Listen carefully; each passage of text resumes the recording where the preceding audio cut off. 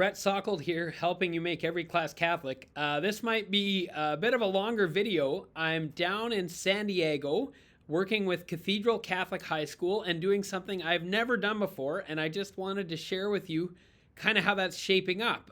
Cathedral is interested in a multi-year program. They're really committed to supporting their faculty and also broader faculty, including people in different administrative roles, in really beefing up the Catholic identity of the school, and they've brought me in to work with them.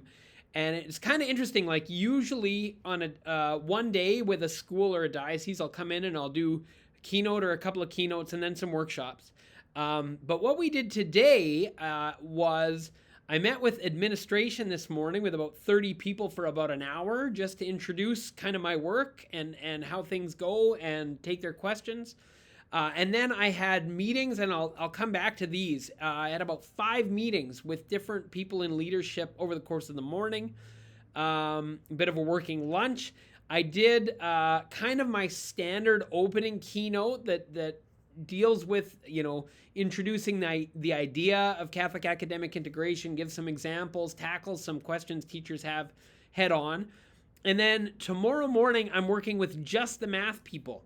And we're gonna focus on math for this year, and then in future years I'm gonna come back and do specialized work with people across all the different departments. So it's kind of a long-term plan to go deep, and so I'm really excited about this. And as part of the setup this morning, I kind of got introduced to a bunch of people across the school, and I just want to share. I just found these meetings so exciting as I learned so much. If you know me, you know I learn by talking, right? So having these interactions and the questions that emerge from them was really sort of stimulating for me. So I met first with counseling and special ed, and we talked about the situation more broadly culturally with mental health and young people and how that's being dealt with at Cathedral. Learned about an incredible special ed program they have with mentors. So students will apply to be mentors in this program, and then they'll have kind of like a buddy system where there will be someone it's called their options program. It's one level of their special ed program where the mentor will take this buddy with them to all their classes. And I should do a whole podcast with the person who designed it, because it's an incredible kind of thing. And it teaches, it's not only an advantage to the special ed student who gets exposed to some other academic opportunities and that sort of thing, but for the mentor, it's a really great piece of human formation. And then for the whole school community, it's this really neat sort of mutual support and like lived example of things that matter more than productivity, academic success, which are things I always talk about in my work, right? Those are good things, but they're not the most important things. And sometimes we're not going to have academic success or productivity. And special ed is a place where we see that our value is not tied to those kinds of things, but to have that lived out in the classroom with mentors, and it was really quite a beautiful thing.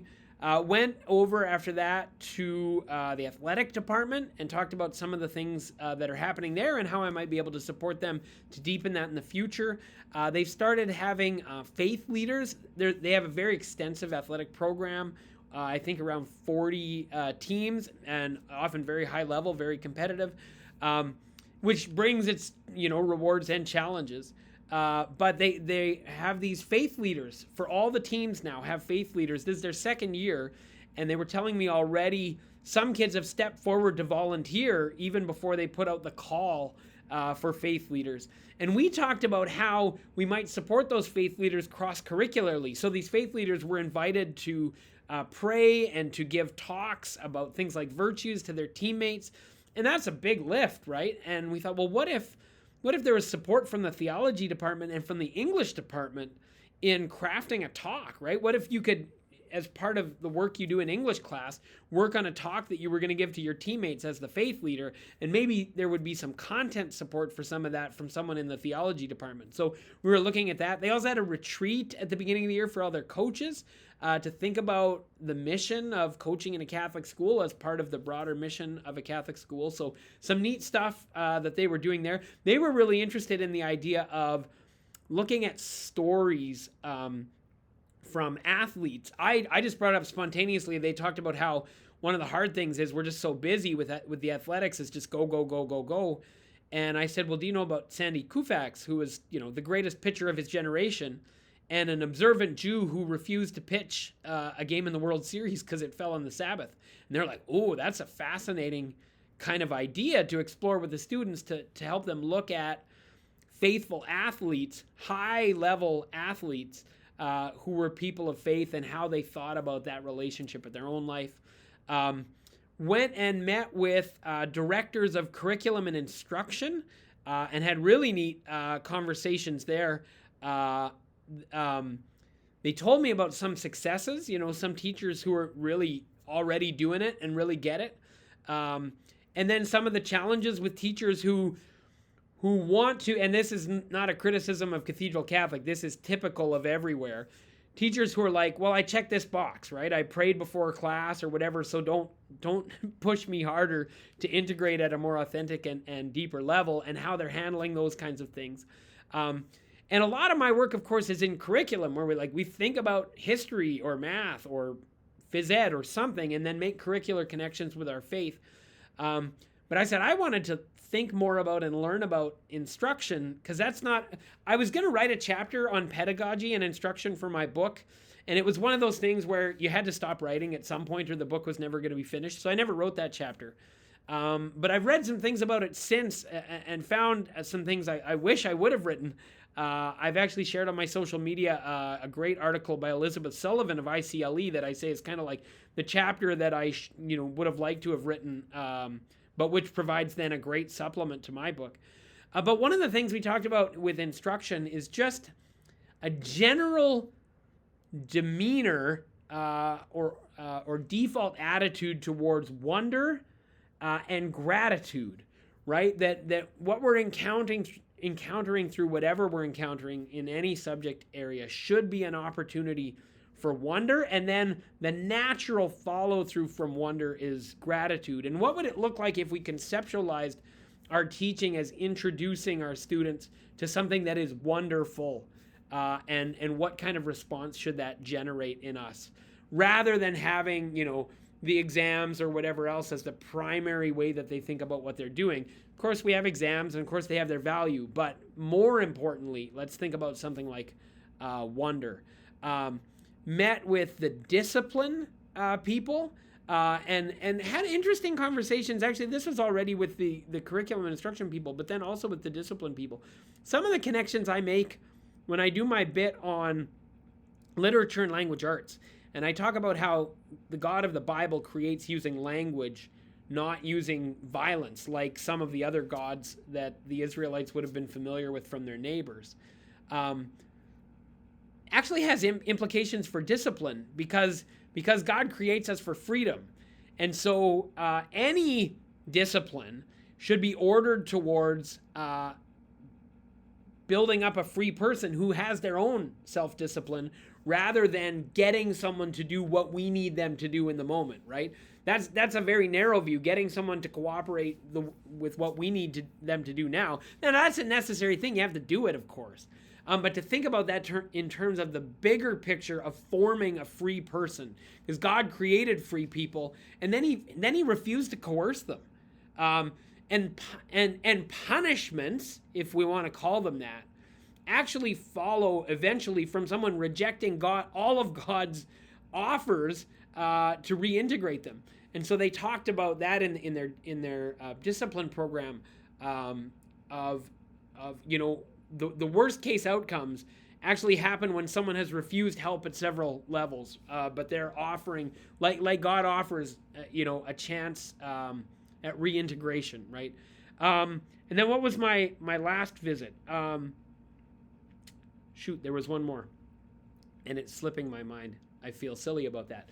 The larger story is, it was super cool to go to a school that is committed for a several-year program to work with their faculty and admin and staff on really thinking through Catholic identity kind of from the ground up and thinking how it has implications for the whole life of the school.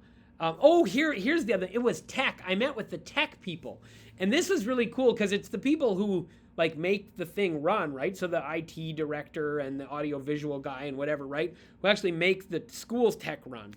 But then there were also people who work with students on healthy integration of tech in their own lives, and the person who supports the teachers who teach tech.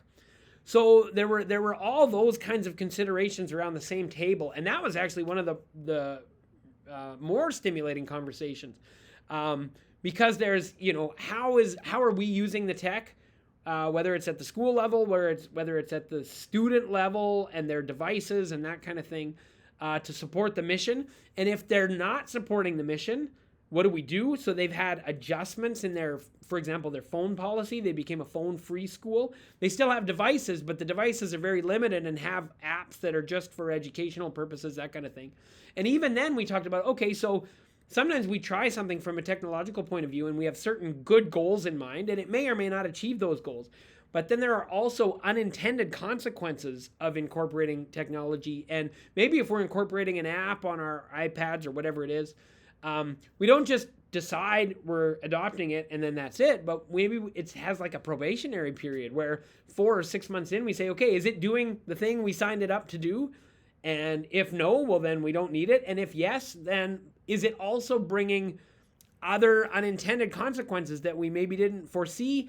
And if so, can we do something to mitigate those, or how might we adjust our policy around it or whatever? So being very intentional about how different technologies are adopted. That was one kind of conversation. And then another conversation was about, when we teach tech in a Catholic school, do we have any sense of what the Catholic Church's attitude towards technology is, right? Well, it's actually more positive than a lot of people imagine. It's very cautious on some points too, right? It's very keenly aware that technology has unintended consequences and we need to be intentional about how we integrate it in our lives. So that's one thing. But on the other hand, the Catholic Church is very positive. If you think about how John Paul II talked about communications technology, for example, or even how the Church is much more open to something like gene therapy than people would guess. Now, it has real concerns about how it might be misused, gene therapy, that is. Of course. But the Church is generally positive in its approach to technology because it considers it part of the human vocation of stewardship to develop things in creation that God didn't make, but he made the potential for them. And we're the creatures who build, eyeglasses or computers or whatever. And that's part of human ingenuity, and it's part of what we offer back to God, actually. If you think about the Eucharistic prayer, it doesn't say the word technology, but it says fruit of the vine and work of human hands, right? Wine and bread are products of technology. Grapes and wheat are naturally occurring things, but wine and bread come from technology, right? And we offer those products back to God, right? And so there's this generally positive, if cautious and sort of, clear-minded approach. It's not just a whole hog acceptance of everything uncritically, but it's a generally positive attitude. And what does that mean here in Southern California, where a lot of people who are at our schools, their parents work in tech, they might go on to work in tech, so those kind of conversations. All of which is to say, it was a super exciting day here at Cathedral Catholic in San Diego. And if you would like to talk about a longer term plan for your school, if you would like to think about what it means over the course of several years to work with different departments really intentionally, one thing at a time, I'd love to hear from you. One of the things we're doing with Cathedral Catholic is, this initial visit, I'm coming down to visit them, but in future, if I'm going to be in the neighborhood, I let them know, right? Okay, so another diocese in the state of California is interested in working with me. So I say, hey, next September, I'm going to be around on these dates. So can we set some time aside for these people or that sort of thing? And then we can do some work together through like video conferencing software. Obviously, it doesn't replace in person, but as a supplement for in person, it can be very effective and all that kind of stuff. So this is a new opportunity for me to work with someone not just for a day, but over a long-term kind of a thing. And today was busy, and I'm gonna sleep well tonight. But it was also really exciting. So I just wanted to share that with you here. God bless.